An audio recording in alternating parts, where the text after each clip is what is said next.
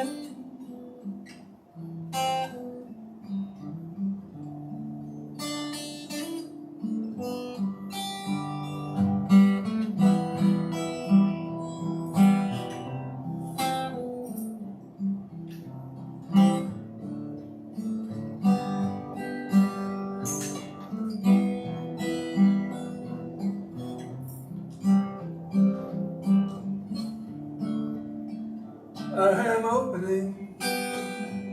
am opening, my heart is ready to receive. I am opening, my heart is ready to receive. Opening, I am opening, my heart is ready to receive. So let's take a moment right now and think about what we are going to open to. And using the clarity and the wisdom and the intelligence of an infinite mind, choose quite deliberately what it is that you are opening to this morning at this meeting. And I recommend that you invite yourself to open to your highest and greatest good, for your hugest demonstration, your biggest healing. Open to only the best for you. And so let's take a breath, make that decision, and say, yes, and so it is. I am opening, my heart is ready to receive. I am opening, my heart is ready to receive.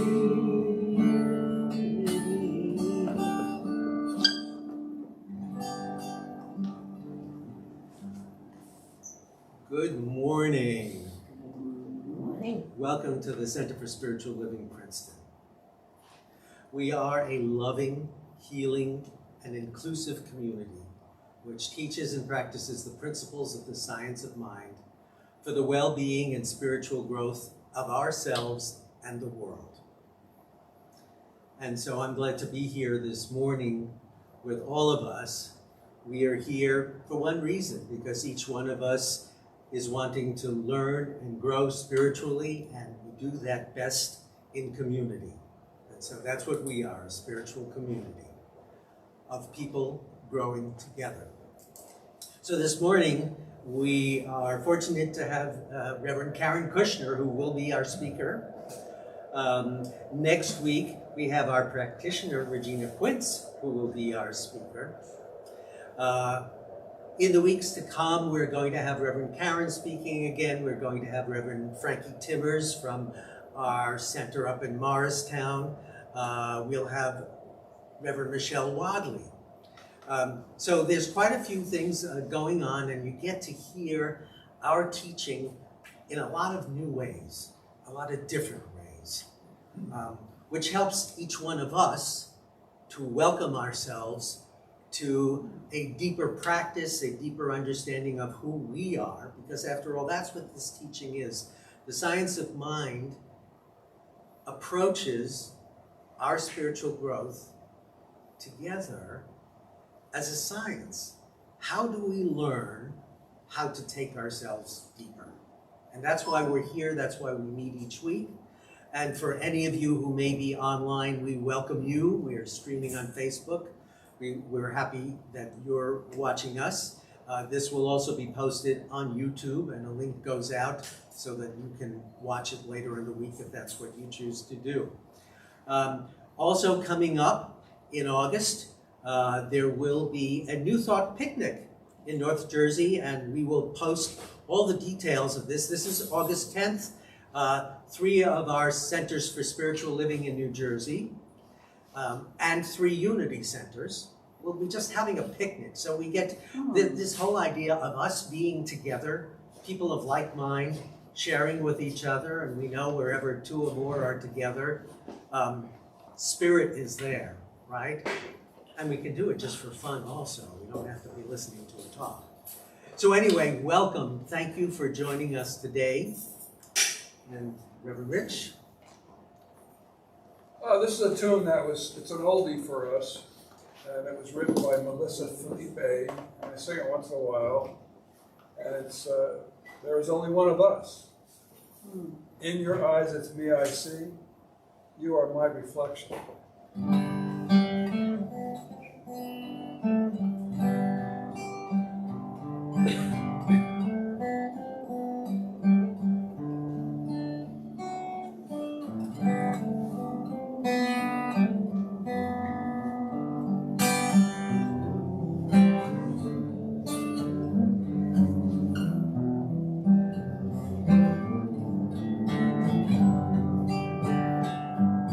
There is only one of us. In your eyes it's me I see.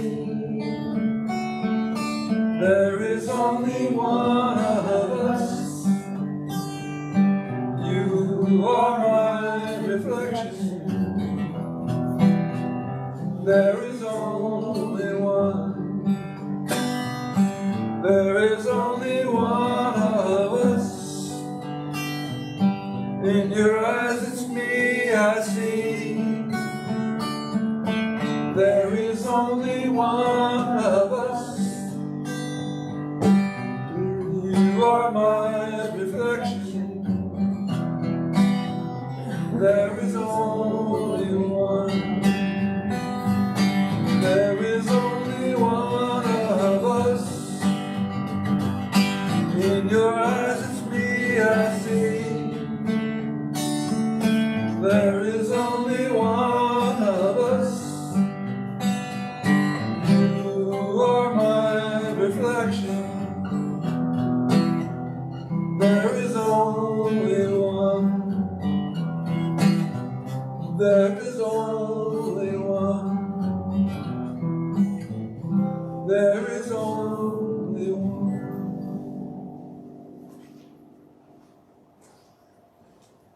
Good morning, everyone. Hello. Good morning. I'm Jeffrey Starbuck. I'm a licensed practitioner here, and other things also. And there's only one of us. I hear you, Jeff. There's only one. What? A little louder. Speak louder. Proclaim the volume. So, anyway, yes. There's only one of us. It's a good thing to. I like to contemplate what that is, what it means that there's only one. You know, there's interconnectedness. There's non-separation. There are individual bodies and unique minds. You know, each of us has our own operating mind center. But one of us means that we can connect. We can feel connected to whatever we want to call it, the mind of nature, the mind of God, the mind of the divine, whatever that is, whatever we have that to be. And our awareness of that, our configuring of that can change, can evolve, can grow, expand over time. Hopefully it does. That's sort of the idea. That's certainly the idea here in this teaching. Well, and I'm going to guide us in a kind of a meditation, and then do a powerful spiritual mind treatment for our greater good. What is that your awareness is? Bring your awareness right now to this moment of silence.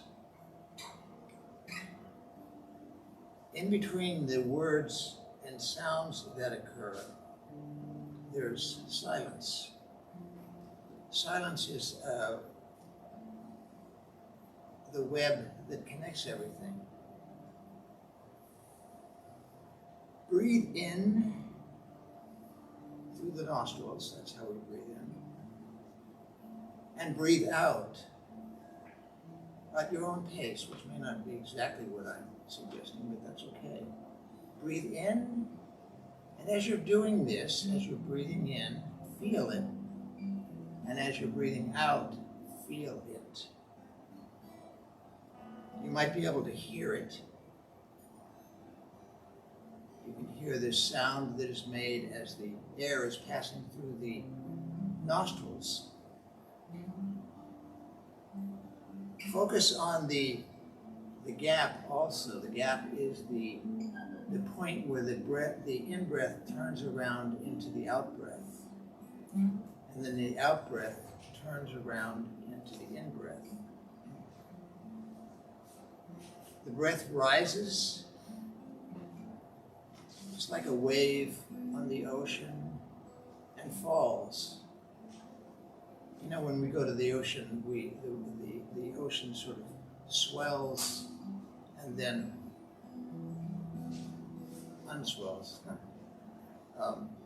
drops, whatever, recedes. And everything in existence has this variation, this flow.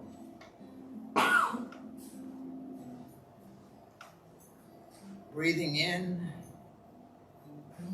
and breathing out. I invite you to close your eyes and to tune yourself inside, tune your awareness to what we call the inside, which is the inner space, which is not just in our head, our skull. Well, it might be there also, but it's, I don't know, it's within, rising and falling.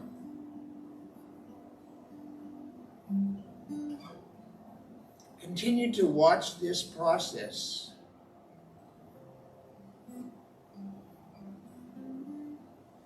And you can ponder or think about what is it that is watching. What is the you that is watching? What is the awareness? What is the awareness that's watching, that's feeling, that's sensing?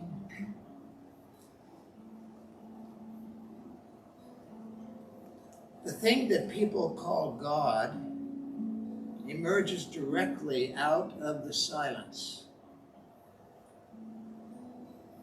All sound emerges out of silence. All thought emerges from the fertile void.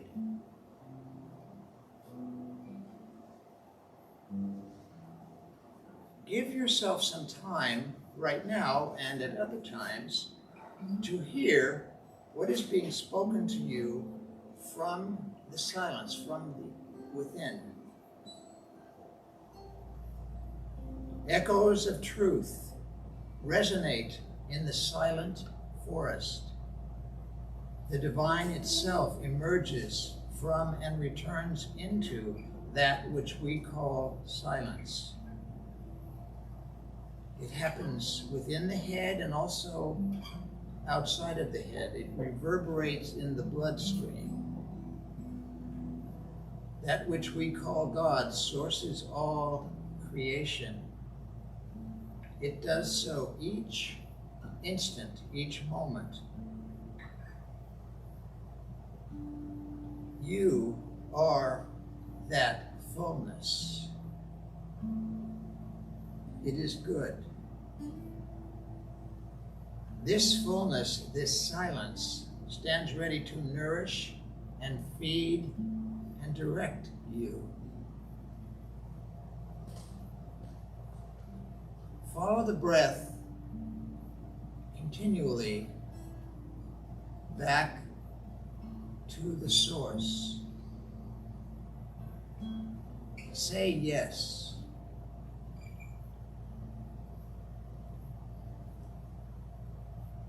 Silently scream out hallelujah. Softly listen to the purr of the strum of existence. You can never be lost as you remain in the stream. Float with the current. That which you call yourself is completely contained in the vastness of the current.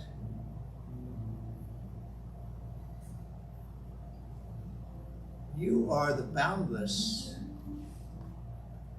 which is found everywhere. Say yes to it. Embrace yourself.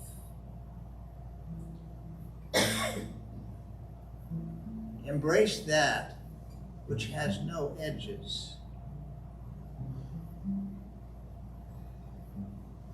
Say yes.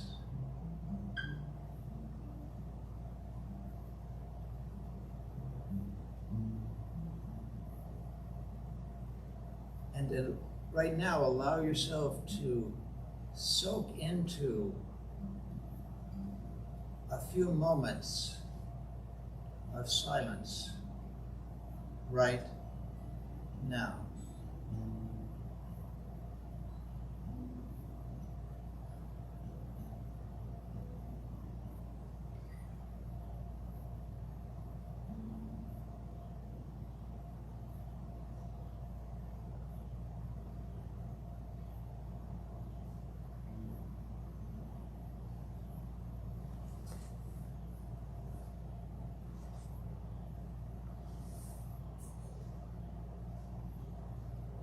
Any thoughts that might come, don't resist, allow them. Watch like you watch clouds in the sky.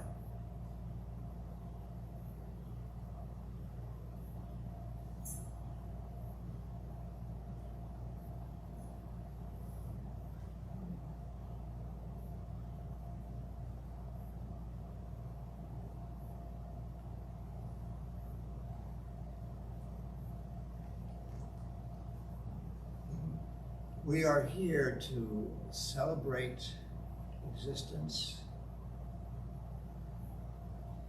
We are here to sing hallelujah. This includes understanding what it is we are inside our bodies and also outside of our bodies.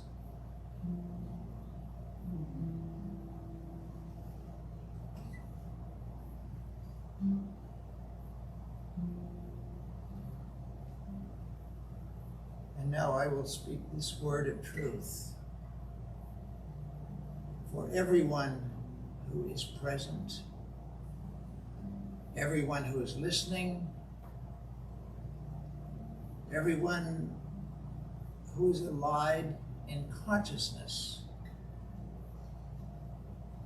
anyone who wishes they could be here.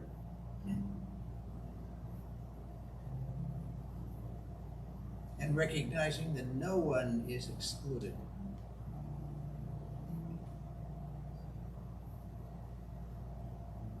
This life is good. This life that is God, that is the divine, that is the source, is everywhere. It is within every person. There is no part of any one of us that is apart from this boundless existence. It is love, it is life, it is joy, it is stillness, it is intelligence, it is right action. It is continually adjusting and self-correcting itself. And it seeks to know itself as us. And it is successful in that. Each one is experiencing this connection this harmony, this love, this flow, this enthusiasm, this joy, this intelligence, this beauty.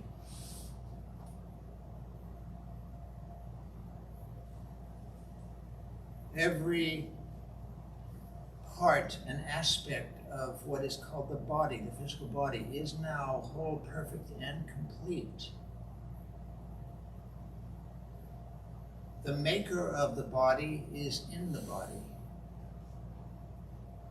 And the maker of the body knows how to adjust and correct and recalibrate and rebalance the body, and is now doing so in any way that might be necessary at any given time.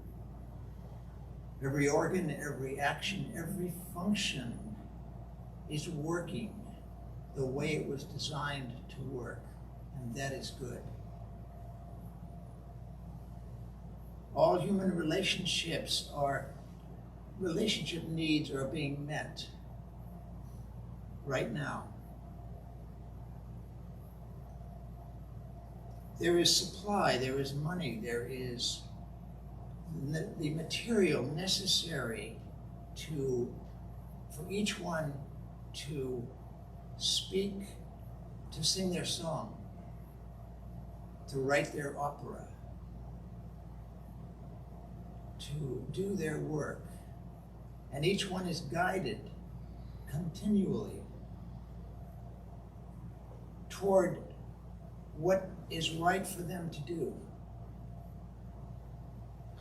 And each one is unique, and that is good, because the divine is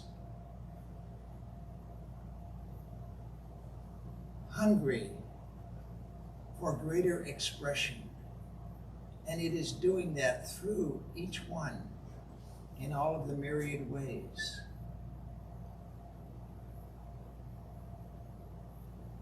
And regardless of any appearance to the contrary, the divine is being successful in what it's doing, because it is all, and there is nothing outside of it. And it is now harmonizing everything that needs to be harmonized, and that is good.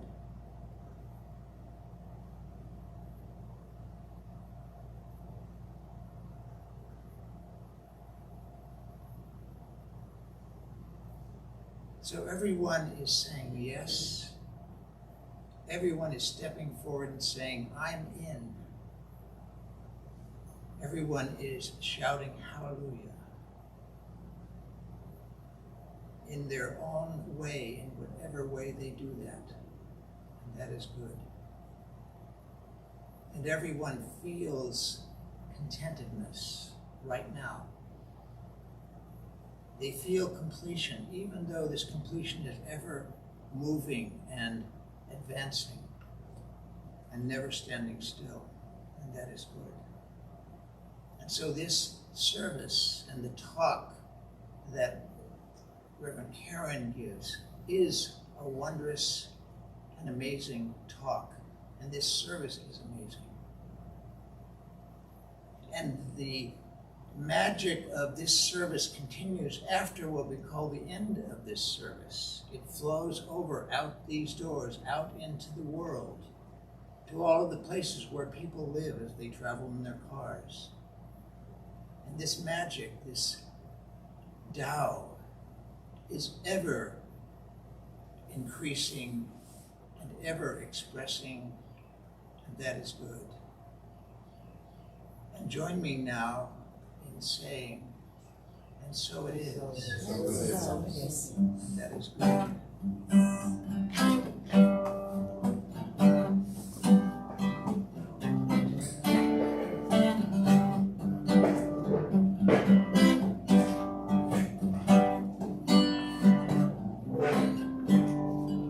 Swing wide the doors, the time is right.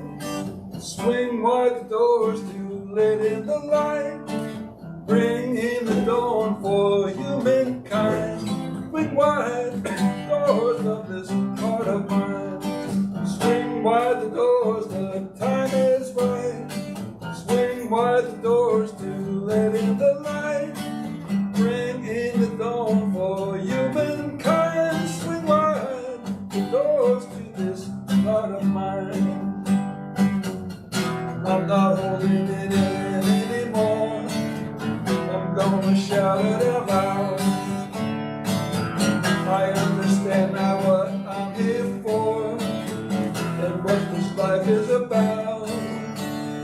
about love, it's about laughter, it's about comfort and smiles. It's about love, it's about kindness, about hearts open wide.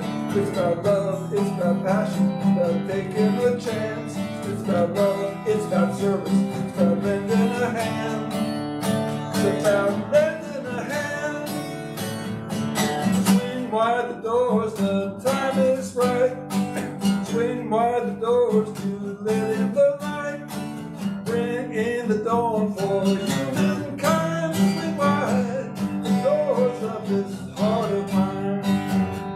There's a voice that I've heard for years. I learned to keep it inside. Now it's coming in loud and clear.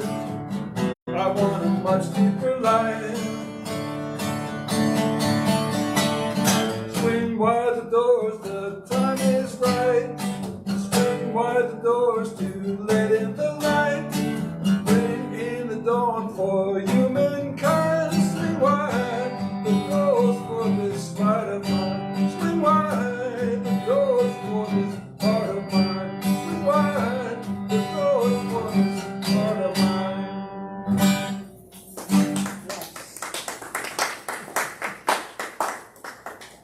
And now, presenting the one and the only Reverend Dr. Karen Kushner, bring us the word. All right. Hello, everybody. Good to see you all. Our topic this morning is Know Your Own Mind. Subtitle is Think About What You Think, or Think About Your Thinking. I want you to think about how you think as well as what you think. So we begin with this mind that we are using when we think. We know, if you're in this teaching for a while, that it is an infinite mind. An infinite mind. So we can never exhaust all the possible thoughts that we could be thinking. And we also have an experience of our personal mind, our conscious mind, which we may be aware of what we are thinking or not. I don't know if you've had conscious thoughts just streaming through your mind, and you might not be aware of some of those thoughts. And then there's other thoughts where you're thinking about the thoughts that you are thinking. You're probably all working overtime right now trying to figure out what is she saying? That's good. You're thinking about understanding something. I spoke with a mother this past week who was sharing with me that her son has a difficult time in grade school because he needs to fully understand the question that the teacher is asking, as well as why, and all of the consequences and the innuendos around it. He needs to thoroughly understand all that's going on in a seemingly innocent, straightforward question before he can feel ready to answer it, before he even has the answer. And that's the kind of thinking that we want to be doing about our thinking. Someone said, I think it was Socrates, know thyself. Right? So because I said we are infinite mind and we're infinite beings, knowing ourselves is never exhausted. We can never say, I know who I am, that's it. And you may have heard, I certainly have, at least a few decades ago, I have heard people actually say, no, that's it, that's the way I am, and I'm not going to change. So we want to become aware of where we have closed our thinking process off in our own mind, because I don't want to think about that anymore, or I'm not even aware that I haven't thought about it. So I have a cool new app. It's about weight and what you're eating, but what they are really doing with it is bringing your awareness to what you're eating and why you're eating it. And so in today's little yak, it says, let's see, in reality, it's not all about you and your choices. Your environment influence your choices a lot. And psychologists agree, and we agree. Turns out what you do is a reflection of both who you are and the environment you're in. Things like location, time of day, social setting, your state of mind, how you're feeling, and much more impact your food decisions. We call this situational eating. They just want us to bring our attention to situational eating. Like if I sit in front of the TV set, get those chips, If I'm not a big fan of watching football, that sport of football anymore, but when I was, I had to have a hot dog, and on Super Bowl Sunday, I needed to be at a party, and food, whatever they had to offer, was part of the fun. How much of that, how much of our thinking, what we want to think about right now is, where is our thinking not a result of having thought through the subject thoroughly? Where are your beliefs and opinions formed from an incomplete analysis of the situation? Now, what we add to this whole dynamic of what are we thinking is that there is an infinite mind, a divine mind, and we can experience it through insight, inspiration, and intuition, as well as a realization that comes to us when we do spiritual practices, when we're together in a spiritual community like this, when we are reading a spiritual book. We get insights, revelations, realizations. And it is my opinion, thought out as much as I can at the moment,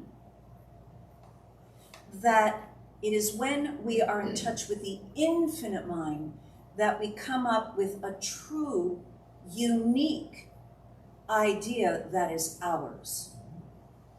Otherwise, we tend to go along with what's going around. My teacher, Dr. Stuart Grayson, called it mass mind group think.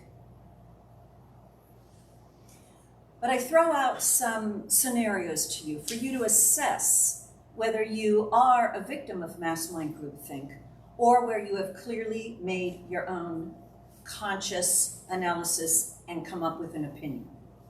So,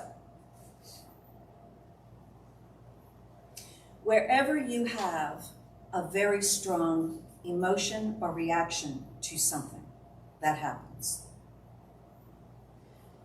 chances are it's an area that you have not thoroughly investigated in your own thought.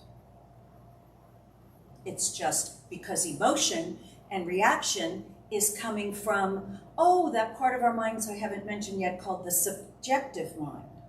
That mind that overrules our conscious thinking.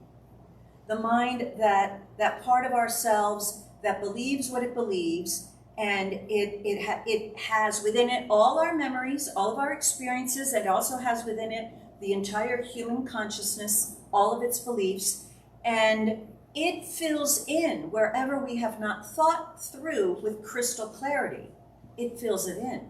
And so when we have an emotional reaction to something, it's probably coming from something that happened to us when we were a baby or wherever, or part of what the human race believes. So if you notice yourself getting really angry over something, whenever we explore where that anger came from, we can start to see, that's no longer relevant to me. We are changing beings. So how much of our self-concepts were formed when we were 2 or in grade school or whatever, and have not yet been updated with who you are consciously choosing to be now? So our self-concepts might be areas that we have not challenged with our new evaluations of ourselves. So one of the areas, one of the beliefs that I can unconsciously, in my subjective mind, I can always hear it coming back when I'm paying attention. And that belief is, oh, I'm not good enough. I'm not doing that good. And as I look at the demonstration in my life, as I look at the evidence of my life, as I really challenge that thought, am I really doing that poorly? Am I really that much of a, I can't say the word, but, and when I look at the evidence of my life, I know I am doing better than I think I am. I am doing better than I think I am. And so I work at consciously building that belief, convincing myself I'm doing better than I think I am. When I consider how I was raised, my school years, 1 through 12, it was largely repeating back whatever they told me, whatever the book said. There was no teaching or skill building in analyzing what was being said. And even when I went to college, I was still just grabbing information and shoving it in my head. And that's why, has anybody ever crammed all night for an exam the next day? Well, there's no examination going on there. There's no analysis going on. There's no thinking, well, why did the settlers do that? What was it? No, you didn't reflect on anything. I remember one psychology exam where the exam was in the auditorium, where they have this huge auditorium where they had all the concerts and everything, so there must have been 1,000 seats, and all the beginning psychology students were in there, all taking the exam, and I remember all night cramming stuff in. And I aced the exam, and as soon as I left the room, everything fell right back out. And I was aware of it at that time, that all got crammed in, it got spewed out onto the exam, and out the door I went. I changed not at all because of that course. None of my thoughts were changed because of that thought, not even a new thought added in. And so as we experience our lives, we want to become aware of the new thoughts that are being added, the new thoughts that are coming in. Another area that might tip you off is either or thinking. Spiritually, it cannot be true. Paradoxes, yes or no, black or white, good or bad. In the spiritual reality of truth, that is a human experience and a human opinion, but it's not the realization that would bring us to a changed set of thinking that would resolve the problem. So I actually went through all of the major political issues of the day, trying to think of one where if I brought it up, you would all not end up hating me. And I couldn't. I just can't even say one of them. But you can hate me about this.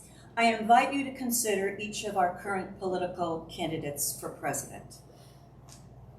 Can you think for each one of them a strength that they have and a weakness that they have, in your opinion? I'm seeing some nods and I'm seeing some So, but also, back to a story that Gary likes to share with us, the Eastern story of the farmer who had a horse who ran away, and the neighbors said, "Oh my God, that's so awful, you lost your horse." And then the next day the horse came with a whole flock of wild horses. that the farmer now had.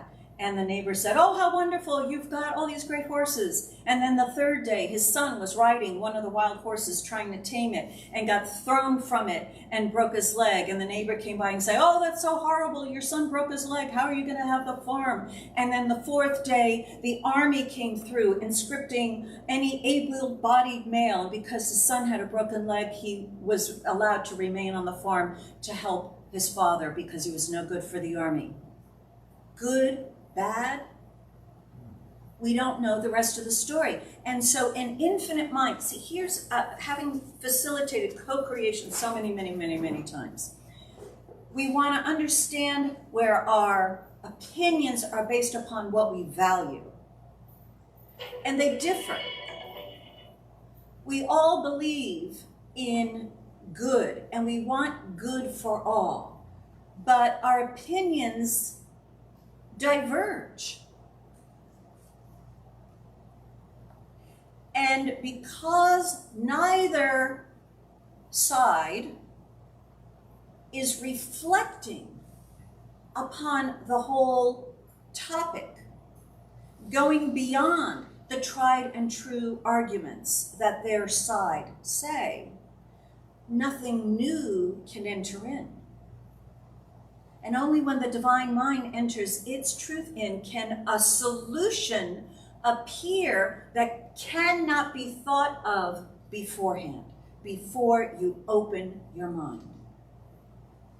And when that infinite mind's wisdom is allowed in, when we say to ourselves, maybe there's another answer, maybe my opinion is not fully correct.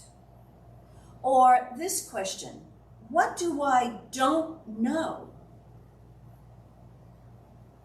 In knowing what I know, what do I not know?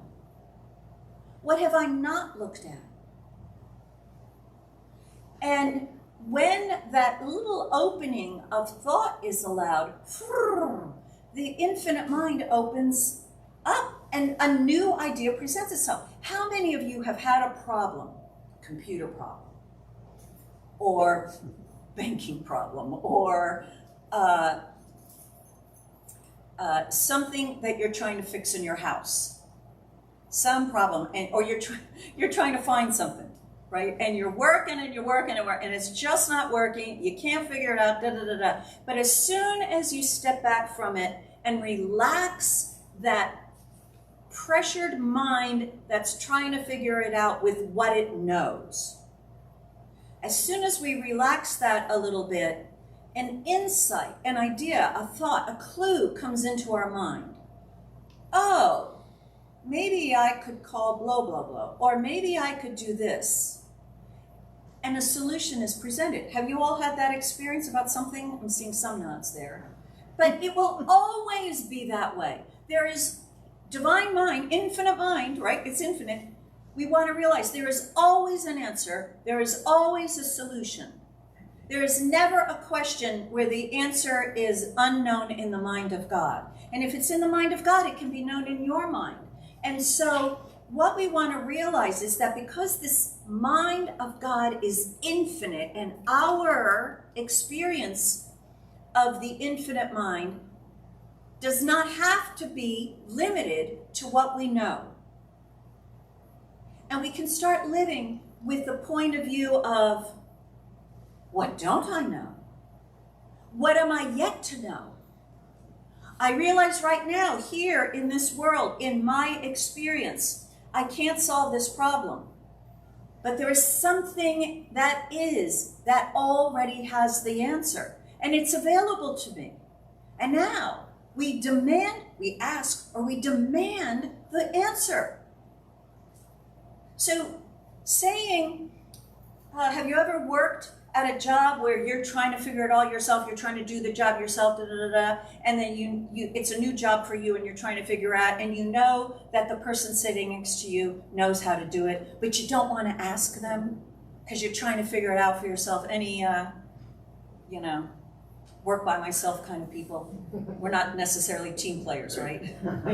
Team players, right? Team players share. You know, oh, we all have the answer. Everybody share. Nobody takes the credit, right? No. So, so that is the same way that it is with the divine mind. That we always have an infinite mind that knows the answer, but we must ask for its help. Asking for its help is a way of indicating our minds are open.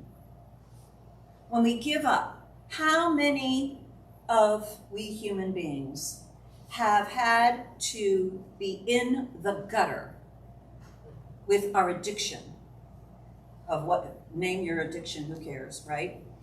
Before we are willing to ask for help.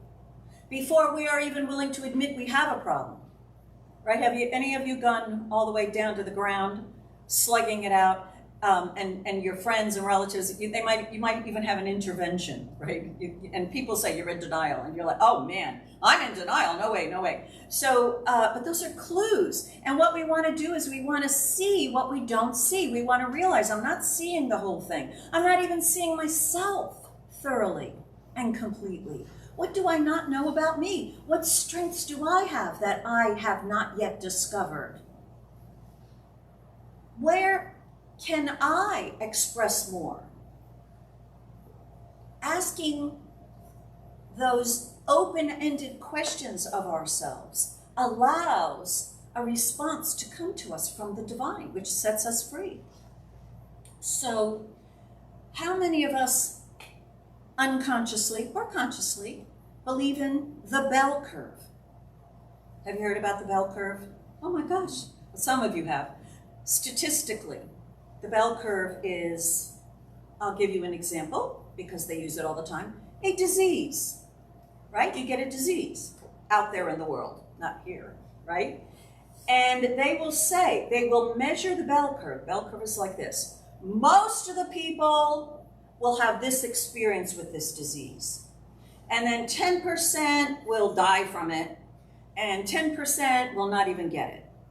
But most of the people will be having some symptoms and trouble and da-da-da-da. That's generally the way they talk about a disease. They, every time you pick a new disease, they immediately try to figure out what's the bell curve.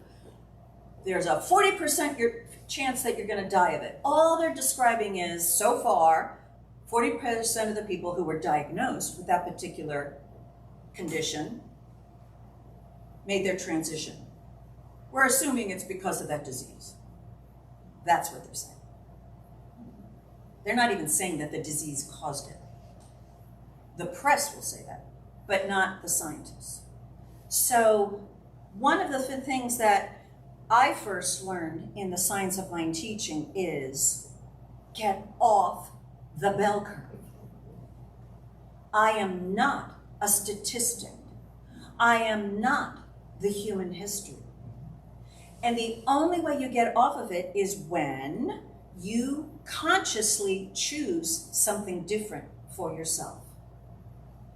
If you don't choose for yourself, that lovely subjective part of our mind has to fill in our life experiences, and it will fill it in with the average tendency of the human race. It will fill it in with the average tendency of the people you surround yourselves with. It will fill it in with something because the creative law has to create something. It has to create our health in some particular form. If you're not giving it clear, conscious, well thought out instructions, create a healthy body, head to toe, every cell, every organ in between, all the time, no matter what age or experience or who I've been around, no matter what environment I am in, I am healthy, whole, and complete all the time, continuously, with no ups and downs, with no goods and bads. I don't care who's sneezing in my face. I don't care what the diagnosis of the doctor says. I am healthy always. That clarity of instruction cannot come from an affirmation repeated over. It has to come from deep analysis of what it is that you believe, what it is that you believe about spiritual truth, what you think about the environment and the world and the medical profession and the others who have the diseases, what your own personal experience has been so far, and a testing of this new idea that I am healthy. Does it affect my experience of health? And with all of that very thoughtful and prolonged research into your personal experience, when you say, I am healthy, it means something to you. It is a well thought out conscious decision. And you're not going to be on the bell curve. And it makes the statisticians crazy. Because there's more and more of people who think for themselves are thinking about things, it messes up their bell curve. That's why, right? If you've been on the planet a long time, you've already experienced from nutritionists, healthy people eat blah, blah, blah, and they don't eat blah, blah, blah. And then you get more people who are consciously thinking from themselves, and all of a sudden, oh, no, no, no, no. Most healthy people now eat blah, blah, blah, and they don't eat blah, blah, blah. I just watched a little snippet of a cooking show. I love these cooking shows, even though I have not yet enjoyed cooking. I love cooking shows. So this woman was explaining how white rice is good for you and all the benefits of white rice. And I'm like, well, I thought my app says brown rice, you know. Again, the bell curve is a measure of facts from the past. They are never, a bell curve is never, ever to be interpreted as causation. I used to be an econometrician. That means a statistician who looked at economics. So it's not causation. And yet the human race believes in the law of averages. Oh, that's another word for the bell curve, the law of averages. The human race believes in the law of averages, so much so to the point that 90% of the people, blah, blah, blah, blah, blah. I remember decades and decades ago, back when I was an atheist, I got attacked. And my first thought was, oh, well, I guess everyone gets attacked at least once. If that was mine, yeah, that was not bad.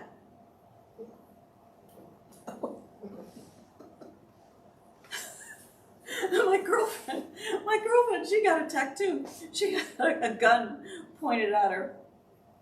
And she's like, well, you know, if that was the only time you're getting attacked, that's not that bad. That's law of averages thinking. There is no spiritual or even human well thought out reason to accept negative environmental stuff as your personal norm. But what we need to realize is, if we have not thoroughly thought through a particular opinion, thought, belief, idea, subject matter, experience, we are a victim of the human race's beliefs. Because again, that law of creativity must create something. And without other instructions, it will create the average of human race thinking, the average of your experience, the average of what you focus on, the average of what your personal expectations are. Does this make any sense? Oh, yes. Am I upsetting anybody? That was my point. Do you want to? Yes, I want every one of you to go, oh my God, what have I been thinking? Not what have I been thinking, I haven't been thinking. Right?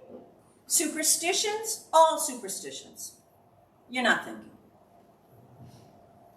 Get over it. So what we want to do is we want to think about what You think about what you are thinking, I'll think about what I'm thinking. And allow yourself to call upon that infinite mind to make you aware of what good thing it would be for you to think, but you don't know it yet. In other words, you want to become aware of where you are unaware to your detriment, to your unhealthy or unhappy experience of life. Facts, I don't care. I mean, the whole sum total of human experiences of facts are not a predictor of you and your future unless you believe they are. Right? They say the only thing constant, the only thing that never changes, or the only thing that never, death and taxes. Do you believe that? You don't have to.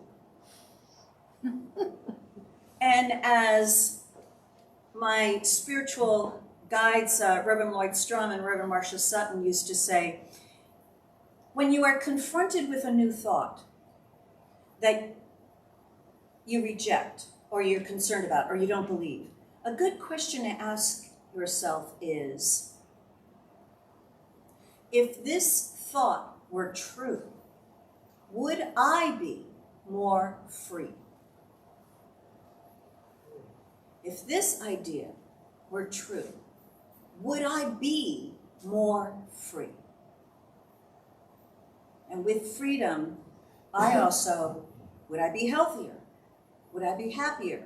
Would I be more supplied? Would I enjoy my life more completely? Would I be having more loving experiences? Definitely in an argument, right? In an argument with someone, a loved one.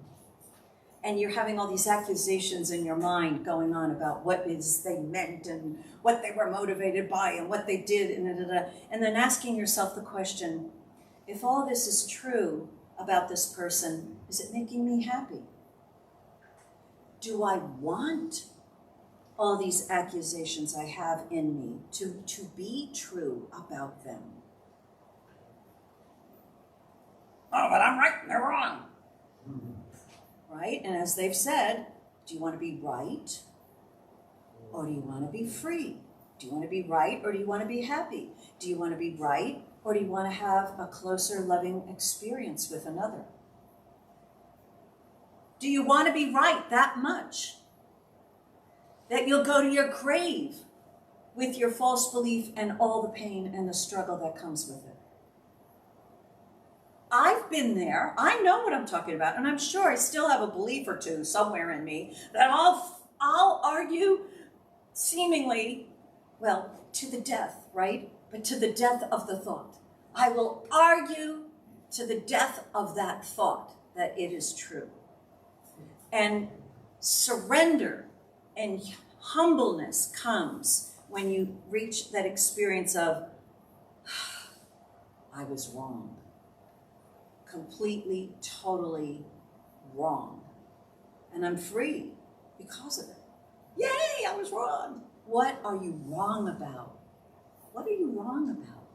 These are questions to ask yourself, not me to ask you, because I got my own problems with thinking in my own mind, right? But so what I invite you to do while Reverend Rich sings for us a little medley, I'll come back and do a spiritual mind treatment, but what I invite you is to just open your mind and ask the infinite wisdom of the one infinite intelligent mind to bring into your awareness some thoughts or thought where you could be thinking something else. Let's do that. Reverend Rich, take us. We thank you in advance for the goodness that we share. It's our faith that lets us know the truth of the statement. We thank you from the place of perfect expectation, for with our right thought, our needs are fulfilled. And the giving is the gift For the giver and receiver, and tithing is the key that lets our blessings flow as we recognize the source of our bounty and abundance. We release these words of praise into the Lord, and so it is.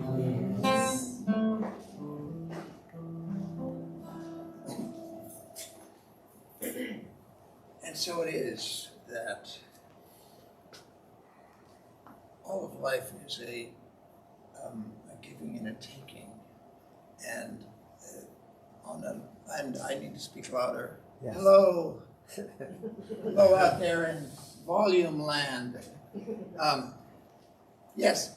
So, and now we're practicing this. This is a practice of passing this plate. And I'm going to read these words of by Deepak Chopra. I will make a commitment to keep wealth circulating in my life by giving and receiving life's most precious gifts, the gifts of caring, affection, appreciation, and love. Each time I meet someone, I will silently wish them happiness, joy, and laughter. And so, we're going to clear the throat.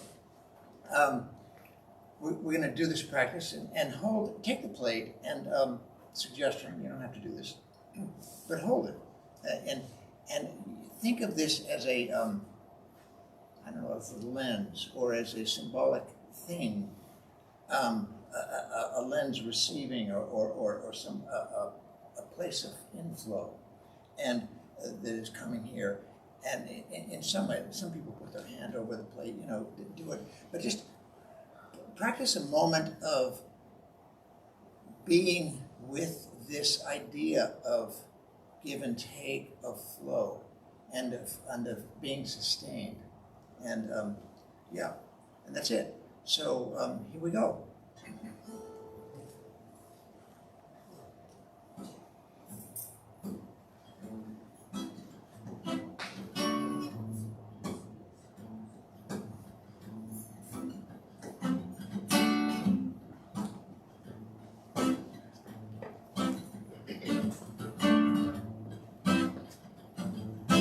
Why this is going on, you can go to csl.org and make a contribution to this. CSLPrinceton.org. Accuracy and specificity is good. That's how the URL works. It has to be precise spelling.